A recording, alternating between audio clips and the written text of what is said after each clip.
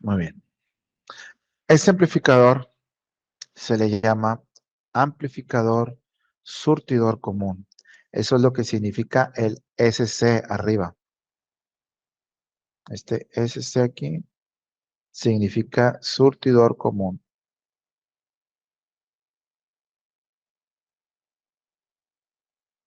Amplificador surtidor común. ¿Por qué se le llama así?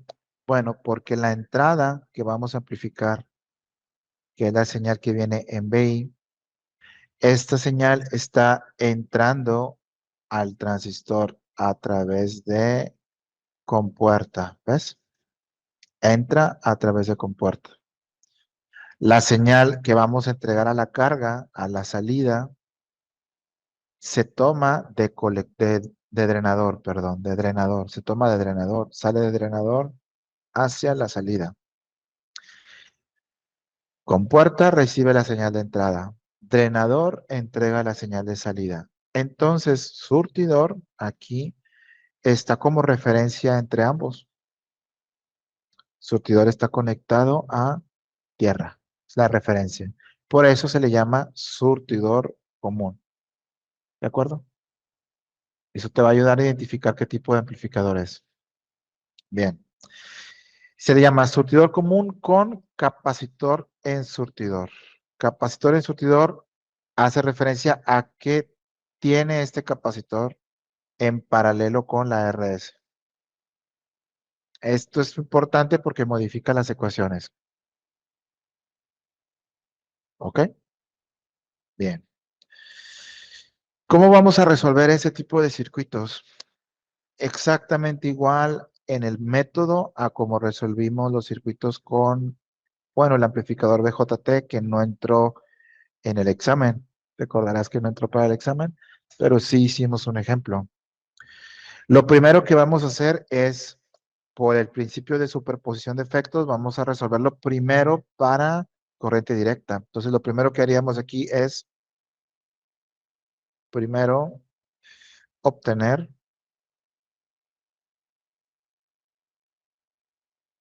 el punto de operación.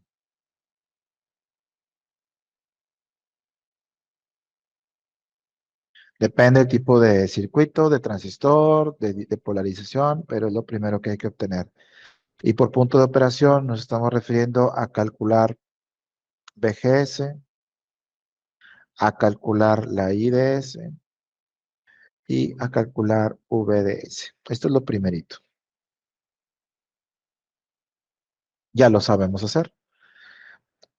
Ahora, para pasar al modelo de alterna, lo siguiente sería obtener el cálculo de la transconductancia. Entonces sería calcular la transconductancia.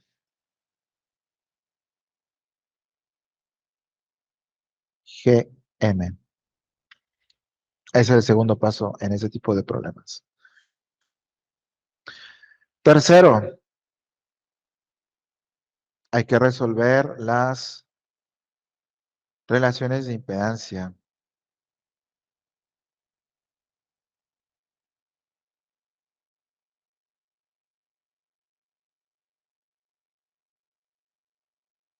¿Cuáles son esas relaciones de impedancia? Bueno, hay que desarrollarlas. Hay que desarrollarlas para el circuito.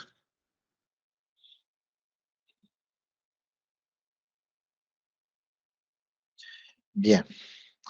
Vamos a obtener las ecuaciones de relación de impedancias de la forma similar a como lo hicimos para el caso del BJT.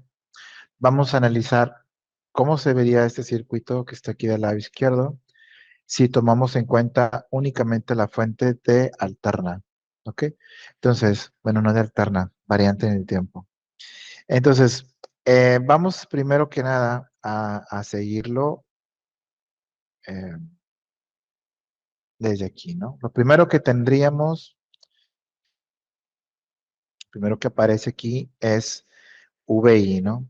VI. Entonces, aquí tendríamos también VI en el circuito, VI.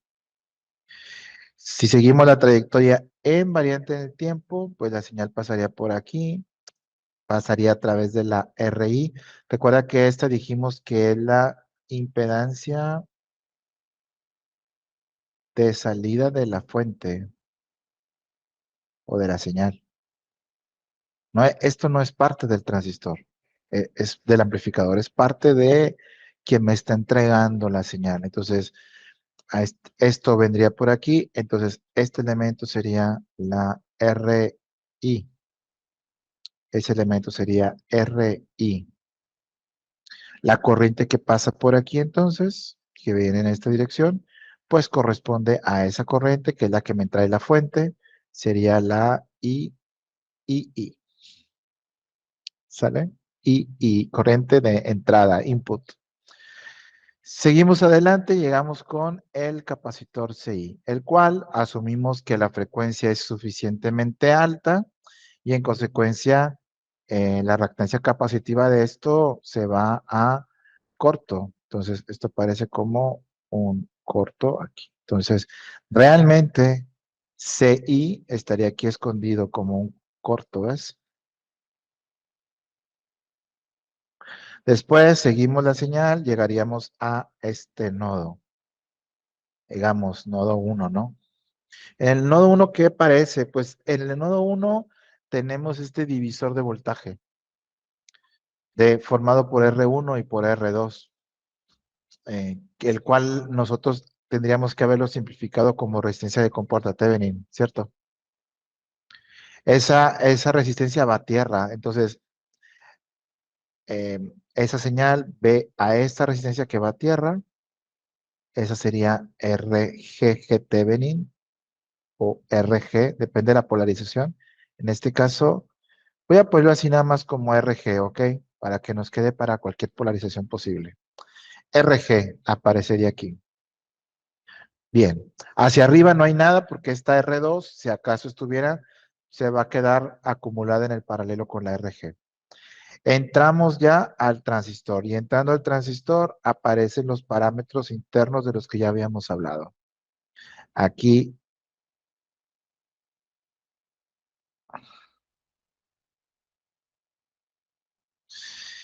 entre compuerta y surtidor, entre drenador que está acá y surtidor del otro lado, aquí está VGS, del otro lado, pues hay dos elementos. Está esta fuente de voltaje que, como dijimos, tiene valor de GM por VGS y está esta resistencia de salida que se llama RDS. De acuerdo al modelo interno del transistor, pues la corriente IDS viene en esta dirección. Decir que toda la corriente IDS va por acá y no asignarle ninguna corriente aquí, no es un error así que digamos, estamos haciendo aquí tranzas, no y sí. No porque si comparamos esta resistencia con esto, pues esta es muchísimo mayor que la otra. La otra es prácticamente un corto, es una fuente. ¿Me explico? Entonces, en realidad, toda la corriente va por acá. Acá no es mínimo. Por eso decir que la IDS viene por aquí es correcto. ¿Ok? Bueno, eso es lo que estaríamos viendo dentro del transistor. Ok. ¿Qué pasa afuera? Pues saldríamos del transistor aquí. Ubiquémonos en este punto. De aquí avanzamos a este nodo, llamémosle a este nodo 2, si es, que es como vendría a ser este de aquí, N2. Había dicho que este otro era N1, ¿verdad? Cierto. Los pongo nada más para que te ubiques en el diagrama. N2. Y entre N2 hacia la fuente que tenemos, pues tenemos la RD. Pero esa fuente ya no está allí. Recordarás que estamos en pequeña señal nada más y la fuente directa se hizo corto, se fue a tierra. Entonces, Realmente RD está conectado aquí a tierra, ¿de acuerdo? Está conectado a tierra, entonces aquí sería RD a tierra. Luego pasamos por el capacitor 2, el capacitor 0, perdón, que estaría aquí escondido. Capacitor 0, al igual que el capacitor I, se hace corto.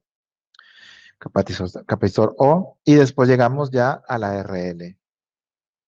Aquí en la RL es donde se supone se vería reflejado el voltaje de salida y donde la corriente que entregaríamos nosotros suponemos debería ir en esta dirección.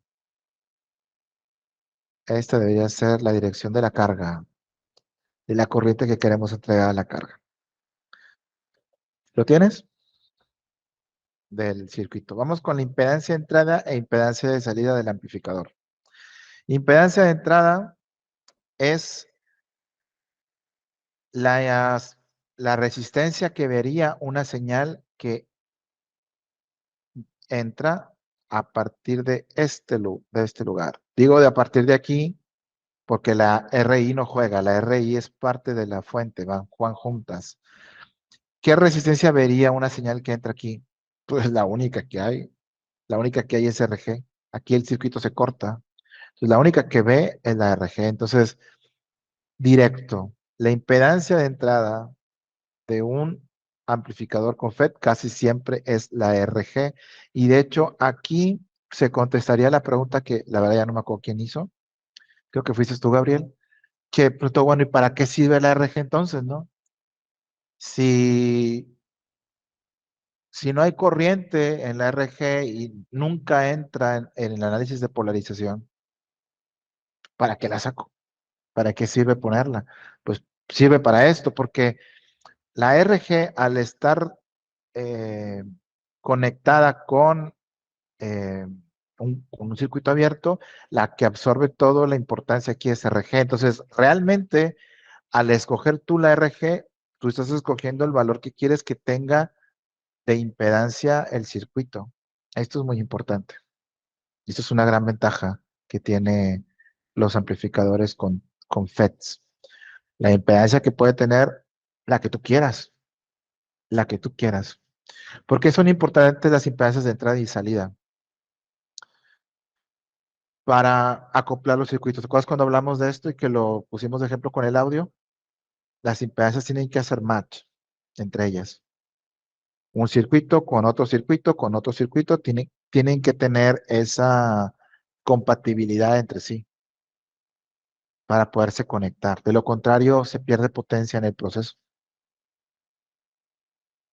Las impedancias tienen que ser iguales. ¿Recuerdas que platicamos de eso? Por ejemplo, si tú vas a conectarlo, creo que lo ilustré con una bocina. Tienes un ampli de audio y lo vas a conectar a una bocina, por ejemplo.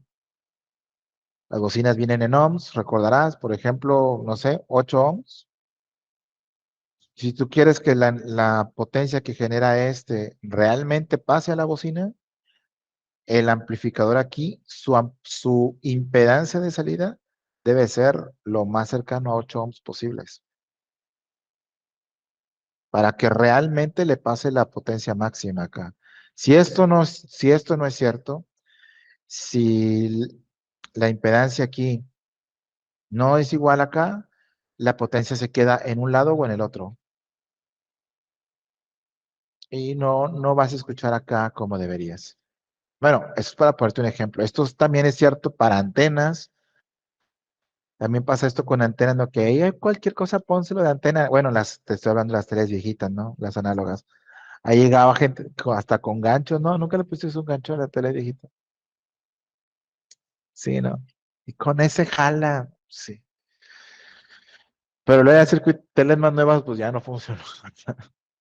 Ya no funcionó. Bueno, es que las antenas también tienen su impedancia. Una antena tiene impedancia. Y el circuito receptor de la televisión tiene impedancia. O sea, realmente no es cualquier antena para cualquier. Tienen que tener acoplamiento. Lo mismo pasa con antenas que transmiten señales de repetidoras de radio o de celular, también se checa eso. La impedancia es importante. Y tener la libertad de escoger la que yo quiera, poniendo o no poniendo una resistencia, pues es una ventaja bruta. Eso es a la entrada. Ahora, a la salida, ¿qué pasa? Pues a la salida no juega RL porque RL la carga. Entonces, si sacaras el equivalente, te ven viéndolo desde aquí para acá.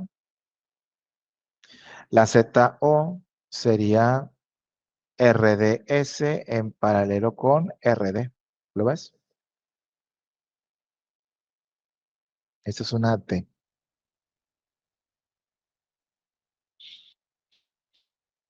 RD.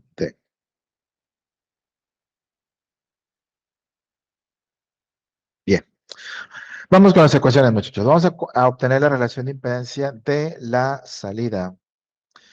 Para ello, vamos a ubicarnos con lo que ocurre aquí afuera, donde esto es muy similar a lo que hicimos para el BJT, donde tenemos tres resistencias en paralelo. ¿Ok? Si yo calculo el voltaje aquí, puedo decir que el voltaje a la salida, este VO, es igual al voltaje que está en la resistencia RL, ¿no es cierto? Pues sí, es el mismo. VO es el voltaje en la RL. Esto es lo mismo que decir VO, voltaje es igual a corriente. ¿Cuál corriente? La IL por la resistencia RL. Esto es lo mismo. Es correcto. Ahora, em, esto es lo mismo que si en lugar de analizarlo en RL, lo analizo en el paralelo completo, porque tienen el mismo voltaje.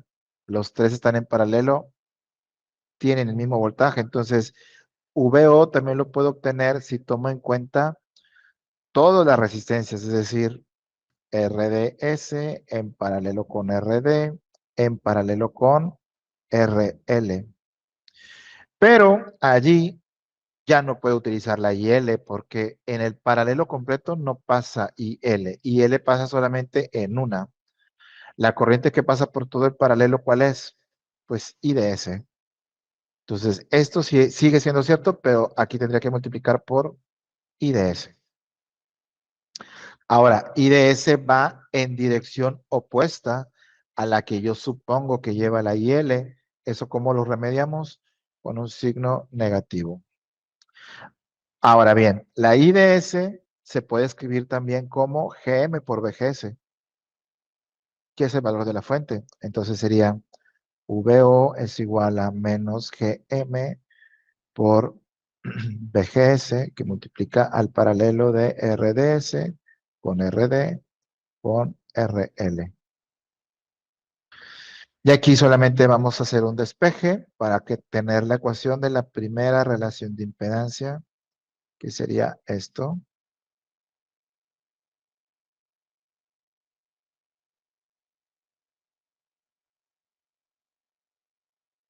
de esta forma.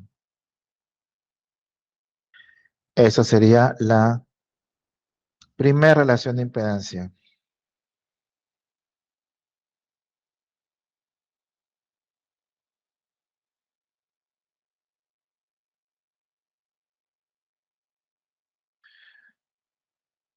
¿Ya tienes alguna duda? Todo en orden, ¿no? Es ley de Ohm, ley de paralelos, nada, nada del otro mundo. Bien, vamos a hacer algo parecido en la entrada. En la entrada, del otro lado, vamos a ver lo que ocurre aquí. Mira, te das cuenta que la RG está en paralelo con VGS. Están en paralelo, entonces pues son lo mismo. El VGS es lo mismo que el voltaje que hay en RG. Ahora bien, ¿cuánto vale RG? Pues RG también lo puedo calcular con un divisor de voltaje en esta malla. ¿Cómo me quedaría la ecuación de ese divisor de voltaje? Bueno, recordarás que una ecuación de un divisor de voltaje se calcula con el voltaje que alimenta la malla, que es VI, por la resistencia donde lo estoy buscando, sobre la suma de las resistencias de la malla. Ahí está. Bueno, de esto simplemente vamos a despejar VI. Y tendrías VGS sobre VI es igual a RG sobre RG más RI. Y esto sería la segunda relación de impedancia. Y listo. Con esto podríamos calcular la ganancia de voltaje del transistor porque delta V, la ganancia de voltaje, al final de cuentas es voltaje de salida sobre voltaje de entrada. Y si yo multiplico estas dos relaciones, VO sobre VGS, que es la primera, por la O segunda, VGS sobre VI, al multiplicarlas, ¿qué ocurre? Pues ocurre que se cancelan los VGS y yo obtengo de forma indirecta VO sobre VI.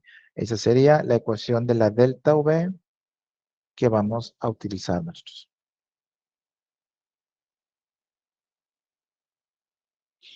Al igual que en el caso del BJT, ecuación que ya demostramos, así que no tiene caso volver a desarrollar. La ganancia de corriente se obtendría como menos delta V por ZI más RI en paralelo con, perdón, en paralelo entre RL.